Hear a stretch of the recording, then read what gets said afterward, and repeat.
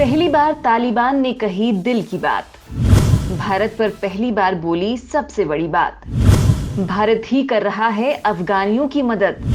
क्या तालिबान पर चल गया है मोदी का चक्रव्यूह? दोस्तों, जिस तालिबान से पूरी दुनिया खौफ के माहौल में है, उसने पहली बार दुनिया के सामने अपनी बात रखी है। लेकिन दोस्तों, इस बातचीत में जो बात तालिबान ने बोली है, उसने चीन की चिंता बढ़ा दी, तो पाकिस्तान की भी हालत पतली कर दी।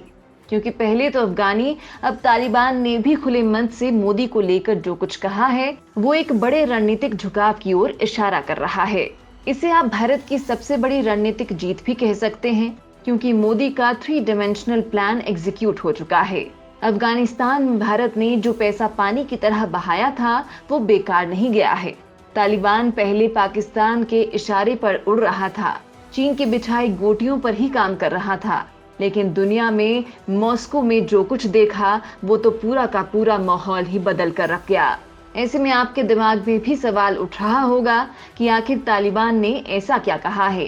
क्या रूस में मोदी का मंत्र काम कर गया है? क्या तालिबान अब भारत के इशारे पर काम करेगा? दोस्तों, मैं आपको इन तमाम बातों को बताने वाली हूँ, लिहाजा वीडियो पर बने रहिए। दोस्तों, तालिबान ने पहली बार सार्वजनिक तौर से कबूला है कि उसने भारत के अधिकारियों के साथ मुलाकात की है। इससे पहले तालिबान से भारत के साथ बैठक के हर सवाल का गोलमोल जवाब ही दिया है।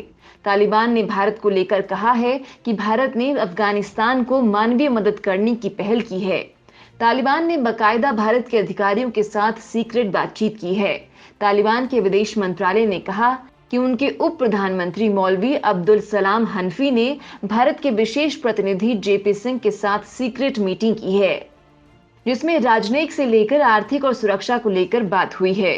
तालिबान ने मॉस्को फॉर्मेट से इतर ये सीक्रेट बातचीत की है। मॉस्को फॉर्मेट नाम की बातचीत में भारत, चीन, पाकिस्तान समेत दुनिया के 10 देश शामिल हुए। अब तक भारत इस वार्ता से दूर था, लेकिन जब से मोदी ने अमेरिका, रूस, ब्रिटेन, जापान के साथ सीक्रेटली प्लान तैयार किया था, तभी से पुतिन मोदी की दिखाई राह पर आगे बढ़ रहे थे। और दोस्तों, इस मीटिंग में भी मोदी की रणनीतिक धमक देखने को मिली है, क्योंकि जो बात हमने आपको पिछले वीडियो में बताई थी, ठीक उसी तरह से इस बैठक में रूसी विदेश मंत्री सर्गेई लावरोव ने तालिबान को सीधी चेतावनी दी है। उन्होंने तालिबान के प्रतिनिधियों के सामने कहा कि अफगानिस्तान से प्रवासियों के शक्ल में आतंकवाद और ड्रग्स पड़ोसी देशों में फैला रहा है। लिहाजा तालिबान अफगानिस्तान की जमीन का इस्तेमाल खासकर पड़ोसी देशों के खिलाफ ना होने दे। खुद रूस के राष्ट्रपति व्लादिमीर पुतिन भी अफगानिस्तान में तालिबान के शासन पर परेशानी जता चुके हैं। तो वहीं तालिबान सरकार को मान्यता देने के सवाल पर पुतिन ने कहा है कि रूस को इसके लिए कोई जल्दबाजी नहीं है, क्योंकि तालिबान की सरकार समावेशी नहीं है। इसमें अफगानिस्तान के सभी लोगों का प्रतिनिधित्व भी नहीं है, लिहाजा मान्यता देने का फिलहाल कोई सवाल ही नहीं उठता है। यानी जो बातें मोदी ने रूस को कही थी, वही बातें अब फिर से दुनिया के सामने आ चुकी हैं। तालिबान का भारत ने दबाया टेंटुआ, मोदी के प्लान से फेल हुआ तालिबान। दोस्तों, आप खबरों में देख ही रहे थे कि इसी साल मार्च में मॉस्को में अफगानिस्तान मसले पर एक इंटरनेशनल कॉन्फ्रेंस बुलाई गई थी। लेकिन भारत की बजाय रूस, अमेरिका, चीन और पाकिस्तान ने तालिबान पर चर्चा की थी। लेकिन वो मीटिंग पूरी तरह फ्लॉप रही और उसके बाद तालिबान का विकराल रूप दुनिया ने देखा। तब भारत ने रूस को इस खतरे से आगाह किया था, लेकिन रूस ने पाकिस्तान की ज्यादा सुनी। लेकिन अफगानिस्तान पर कब्जा जमाने के बाद जब तालिबान उसी को मारने दौड़ा, तो पुतिन के अक्ल की घंटी बजी और उसने मोदी वाले ट्रैक पर जाना ही बेटर समझा। तो वहीं दोस्तों, तालिबान के खिलाफ पीएम मोदी के फलसफे पर चलते हुए अमेरिका अब और टाइट हो गया है। उसने सेंट्रल बैंक्स में अफगानिस्तान के अकाउंट्स को फ्रीज कर दिया, जिसके बाद से तालिबानी आतंकी पैसे पैसे को मोहताज हो गए। और इसी दौरान भारत ने ब्रिटेन के साथ भी तालिबान के समूल नाश का खाका खींच डाला।